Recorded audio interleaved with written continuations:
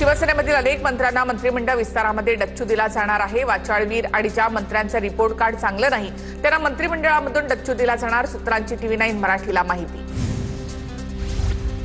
निधीसाठी शिंदेंची भेट घेतली असं खासदार सांगतात। ठाकरेंचे खासदार आणि एकनाथ शिंदेंच्या भेटीवर राऊतांचं वक्तव्य।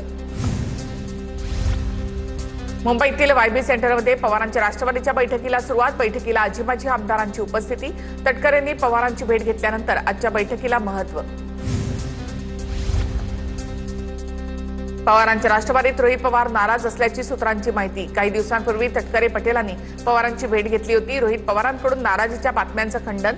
आजच्या बैठकीला रोहित पवार उपस्थित नाही। पुण्यामध्ये रोहित पवारांसह बारामतीमधील शेतकरी पाण्यासाठी आक्रमक। मुख्य अभियंत्यांसोबत रोहित पवार आणि शेतकऱ्यांची बैठक। कालव्याच्या माध्यमातून पाणी वाटपामध्ये भेदभाव होत असल्याचा आरोप।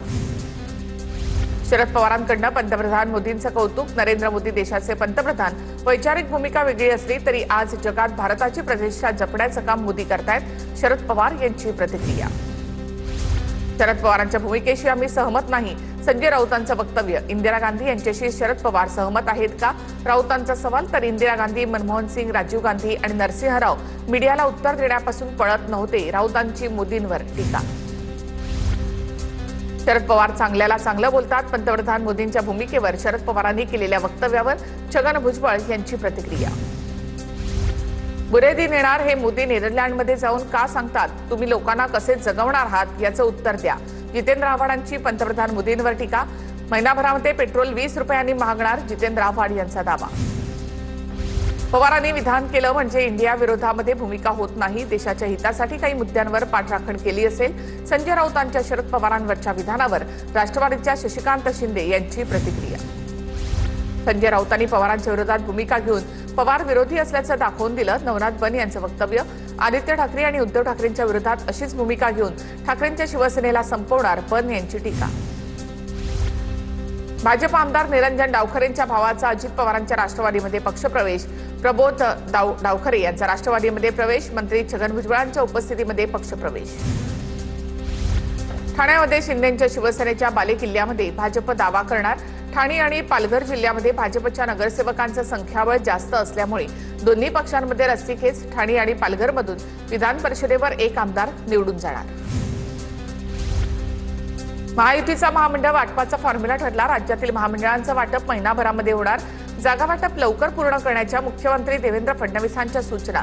भाजप 48%, शिवसेना 29% आणि राष्ट्रवादी काँग्रेसला 23% महामंडळ मिळणार। महाविकास आघाडीचं शिष्टमंडळ आज राज्याच्या मुख्य निवडणूक अधिकारी चोकलिंगम यांची भेट घेणार। दुपारी 3 वाजता भेट घेत SIR बाबत चर्चा करणार असल्याची माहिती। तिन्ही पक्षांचे प्रमुख नेते उपस्थित राहणार।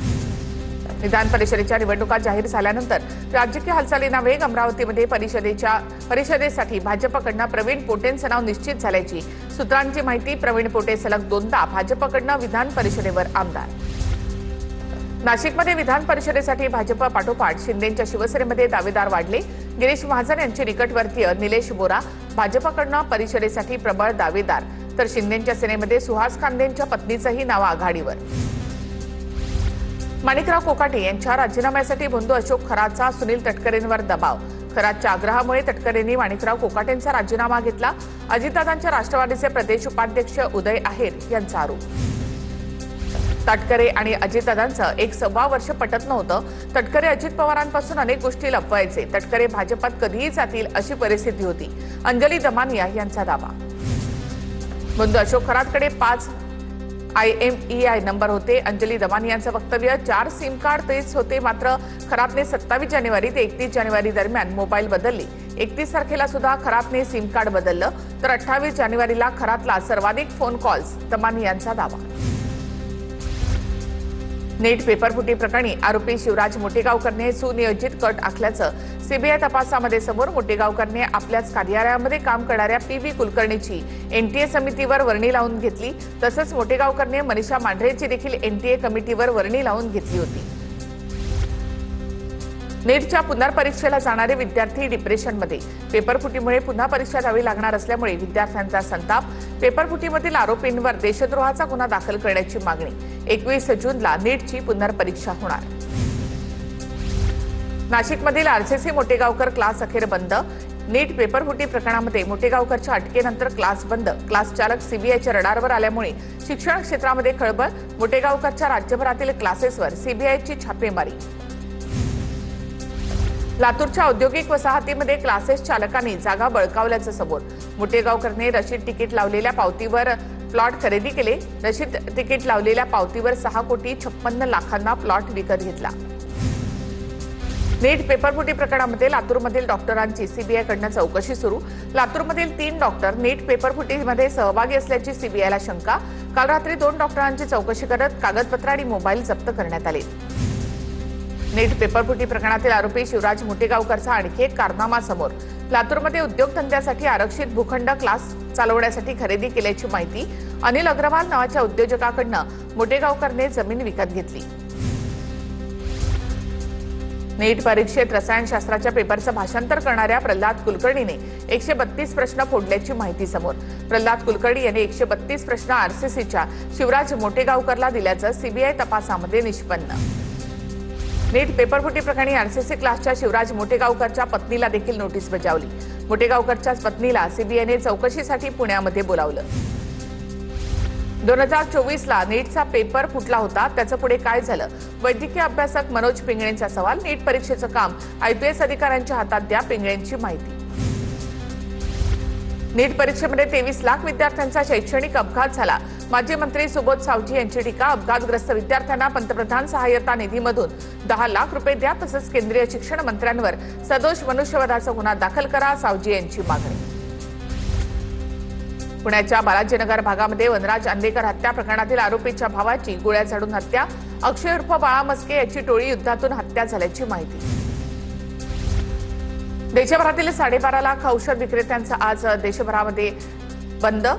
नागरिकांना औषध पुरवठा सुरळीत व्हावा यासाठी एफडीए सज्ज. ऑनलाईन आणि बेकायदा औषध विक्रीला केमिस्ट संघटनांचा विरोध. सरकारने दखल न घेतल्यास बेमुदत संपाचा इशारा. औषध विक्रेत्यांसह ज्वेलरी संघटना सुद्धा संप करण्याच्या तयारीत. संजय राऊतांचं वक्तव्य. मोदी फडणवीसांनी यावर उत्तर द्यावं. जनतेलाच आपली लढाई स्वतःच लढावी लागणार, राऊतांची प्रतिक्रिया. देशव्यापी मेडिकल स्टोअरच्या संपामध्ये जळगाव जिल्ह्यामधील औषध विक्रेत्यांचाही सहभाग. जळगाव शहरामधील 800 मेडिकल स्टोअर मालकांचा संपामध्ये सहभाग. ऑनलाईन औषध विक्रीला संप करण्याचा विरोध. नागपूरमध्ये जवळपास 7,000 औषध विक्रेत्यांची दुकानं बंद असणार. शहरातील मेड प्लस तसंच वेलनेस फॉरेव्हर यासारख्या फार्मसींची 100 दुकानं खुली राहणार आहेत. सोलापूरमध्ये औषध विक्रेत्यांचा मोर्चा. ऑनलाईन औषध विक्री विरोधामध्ये सोलापूरसह देशभरात बंद. सोलापुरातील 4 हुतात्मा स्मारकापासून औषध विक्रेत्यांच्या मोर्चाला सुरुवात. अमरावती जिल्ह्यातील अनेक मेडिकल बंद. ऑनलाईन औषध विक्री बंद करण्याची मेडिकल असोसिएशनची मागणी. अमरावती जिल्ह्यामध्ये आपत्कालीन परिस्थितीसाठी 88 सदस्यांचे हेल्पलाईन नंबर जारी. नवी दिल्लीमध्ये सकाळपासूनच सर्व औषधांची दुकानं आज बंद. बंगाली मार्केट परिसरातील औषधांची सर्व दुकानं पूर्णपणे बंद. मेडिकल असोसिएशनने पुकारलेल्या बंदला औषध विक्रेत्यांचा पाठिंबा. कोल्हापुरात मेडिकल बंद काळामध्ये अन्न औषध प्रशासनाच्या नियंत्रण कक्षाचा फार्स. आपत्कालीन सेवेसाठी सज्ज राहण्याचा दावा करणाऱ्या अन्न औषध प्रशासन कार्यालयाला कुलूप. प्रशासनाकडून देण्यात आलेला हेल्पलाईन नंबर सुद्धा बंद. ऑनलाईन औषध विक्रीच्या विरोधामध्ये कोल्हापुरात औषध विक्रेत्यांचा 1 दिवसीय बंद. औषधांच्या ऑनलाईन विक्रीवर बंदी घालण्याची विक्रेत्यांची मागणी. वाशिममध्ये सुद्धा मेडिकल स्टोअर मालकांच्या संपाला प्रतिसाद. शहर आणि जिल्ह्यातील अनेक मेडिकल स्टोअर आज बंद. ऑनलाईन औषध विक्रीवर बंदी आणण्याच्या प्रमुख मागणीसाठी बंद पुकारण्यात आला. पंतप्रधान नरेंद्र मोदींचं इटलीच्या रोम विमानतळावर स्वागत. Welcome to Rome my friend असे म्हणत इटलीच्या पंतप्रधान जॉर्जिया मेलोनी यांच्याकडनं मोदींचं स्वागत. पंतप्रधान नरेंद्र मोदींचं इटली दौऱ्यासंदर्भात ट्विट. पंतप्रधान नरेंद्र मोदी यांच्याकडनं इटलीच्या पंतप्रधान मेलोनी यांना चॉकलेट गिफ्ट्स. मेलोनी यांच्याकडनं गिफ्ट स्वीकारतानाचा व्हिडिओ पोस्ट. नॉर्वेमध्ये पंतप्रधान नरेंद्र मोदींचा प्रश्न करणाऱ्या महिला पत्रकार हेली लाईन यांचं इंस्टाग्राम आणि फेसबुक अकाउंट सस्पेंड. प्रश्नावर उत्तर न देताच पंतप्रधान नरेंद्र मोदी निघून गेले. पत्रकार हेली लाईन यांचा आरोप.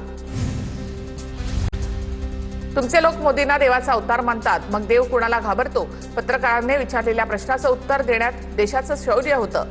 मात्र मोदींनी देशाचं नाव धुळीस मिळवलं. मोदींनी पत्रकाराचे प्रश्न टाळल्याच्या आरोपांवर संजय राऊतांचा पेट्रोल आणि डिझेल 90 पैशांनी महागलं. आठवडाभरामध्ये दुसऱ्यांदा पेट्रोल डिझेलच्या दरामध्ये वाढ. तर राज्यामध्ये अनेक ठिकाणी पेट्रोल डिझेलसाठी रांगा, पेट्रोल डिझेलसाठी काही ठिकाणी राडी. राज्यामध्ये पेट्रोल डिझेलसाठी झालेल्या घटनांवरून जयंत पाटलांची सरकारवर टीका. राज्यात चाललंय तरी काय? जयंत पाटलांचा ट्विट करत सवाल. डबल इंजिन सरकारच्या इंजिनमधील तेल पण संपलं का? जयंत पाटलांची टीका. नाशिकच्या मालेगावमध्ये डिझेलअभावी ट्रॅक्टर आणि कृषी यंत्रणा बंद. यंत्रणेअभावी खरीप हंगाम रखडल्यामुळे खरीप हंगाम धोक्यात. नंदुरबारमध्ये पेट्रोल टंचाई कायम. अनेक पंपांवर पेट्रोल आणि डिझेल नसल्याचे बोर्ड. इंधनाच्या तुटवड्याने शेतकरी वाहतूकदार अडचणीत. पेट्रोल डिझेल अभावी नागरिकांचे हाल. जळगावच्या नशिराबादमध्ये पेट्रोल पंपावर पेट्रोल डिझेल घेण्यासाठी नागरिकांची मोठी झुंबड. मोठमोठ्या टाक्या ड्रम घेऊन पेट्रोल डिझेल घेण्यासाठी नागरिकांची गर्दी. बुलडाणा जिल्ह्यातील इंधन टंचाईमुळे जवळपास पेट्रोल पंपावर मोठी गर्दी.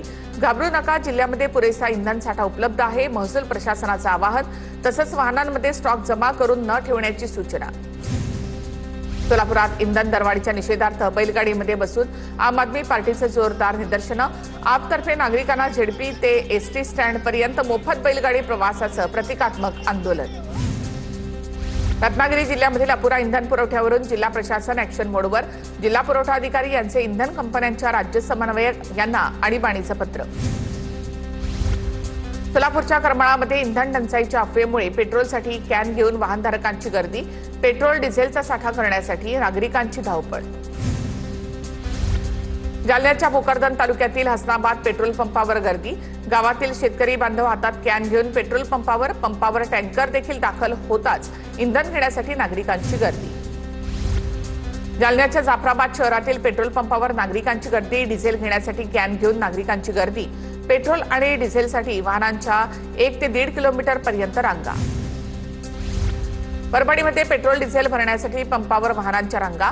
वसमत रोडवरील पेट्रोल पंपाच्या बाहेर वाहनांच्या रांगा. अनेक पेट्रोल पंपांवर नागरिक पेट्रोल डिझेल भरण्यासाठी कॅन घेऊन दाखल. डिझेल मिळत नसल्यामुळे नागरिकांकडून गोंधळ. बुलडाणा ते चिखली मार्गावरील पंपावर रात्रीपासून वाहनांच्या रांगा. 12 तासापेक्षा जास्त वेळापासून ट्रॅक्टर आणि इतर वाहनं रांगीत.